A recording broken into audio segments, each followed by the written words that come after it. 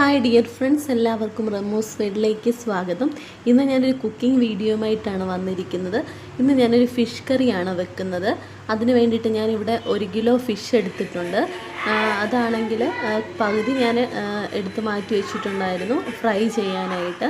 അപ്പോൾ അതിന് വേണ്ടിയിട്ട് ഞാനൊരു ഒരു കുടം വെളുത്തുള്ളി എടുത്തിട്ടുണ്ട്, ഒരു ചെറിയ കഷ്ണം ഇഞ്ചി എടുത്തിട്ടുണ്ട്, 2 കറിവേപ്പിലത്തണ്ട് എടുത്തിട്ടുണ്ട്, പിന്നെ നമ്മുടെ എരിവിന് ആവശ്യമായ മുളക് പൊടി എടുത്തിട്ടുണ്ട്, പിന്നെ ആവശ്യത്തിനുള്ള ഉപ്പ്, കുടംപുളി, പിന്നെ ഞാൻ കുറച്ച് കായപ്പൊടിയും ഉലുവപ്പൊടിയും കൂടെ ചേർക്കുന്നുണ്ട്.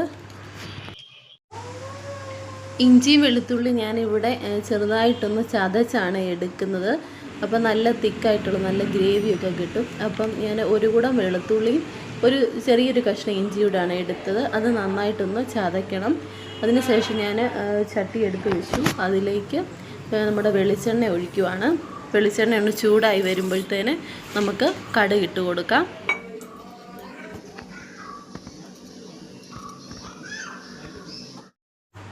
നമ്മുടെ വെളിച്ചെണ്ണ ഒന്ന് ചൂടായിട്ട് വരുമ്പോഴത്തേനും ചതച്ച് വെച്ചിരിക്കുന്ന ഇഞ്ചിയും വെളുത്തുള്ളിയും കൂടെ ചേർത്ത് നന്നായിട്ടൊന്ന് വഴറ്റി കൊടുക്കണം. ബ്രൗൺ കളർ ആകുന്നത് വരെ നന്നായിട്ടൊന്ന് വഴറ്റി കൊടുക്കണം. നമ്മുടെ വെളുത്തുള്ളി ഇഞ്ചി നന്നായിട്ട് ബ്രൗൺ കളറായി കഴിയുമ്പോഴത്തേന് നമുക്ക് പൊടികളൊക്കെ ഒന്ന് ചേർത്ത് കൊടുക്കാം. ഇനി നമുക്ക് മുളക് പൊടി ചേർത്ത് കൊടുക്കാം. അത് നമ്മുടെ എരിവിനനുസരിച്ചാണ്. എത്ര എരിവ് വേണം അത് ഓരോരുത്തർക്ക് ചിലർക്ക് എരി ഒരുപാട് ഇഷ്ടമാണ്, ചിലർക്ക് ഒരുപാട് എരി വേണ്ട. അപ്പോൾ അതിനനുസരിച്ചുള്ള മുളക് പൊടി ചേർത്ത് കൊടുക്കാം. പിന്നെ ആവശ്യത്തിന് ഉലുവപ്പൊടി, കായപ്പൊടി, ഉപ്പുപൊടിയും മഞ്ഞൾപ്പൊടിയും കൂടെ ചേർത്ത് നന്നായിട്ടൊന്ന് മിക്സ് ചെയ്യാം. ഇനി നമുക്ക് പൊടികളൊക്കെ ചേർത്തതിന് ശേഷം ആവശ്യമായ ചൂടുവെള്ളമാണ് ഞാനിവിടെ ഒഴിച്ചു കൊടുക്കുന്നത്. ചൂടുവെള്ളം ഒഴിച്ചതിന് ശേഷം ഞാനിവിടെ ഒരു 3 കുടംപുളിയാണ് അതിലേക്ക് ചേർക്കുന്നത്. പിന്നെ നമ്മൾ എടുത്തു വെച്ച മീൻ കഷ്ണങ്ങൾ ഓരോന്നായിട്ട് അതിലേക്ക് ഇട്ട് കൊടുക്കാം.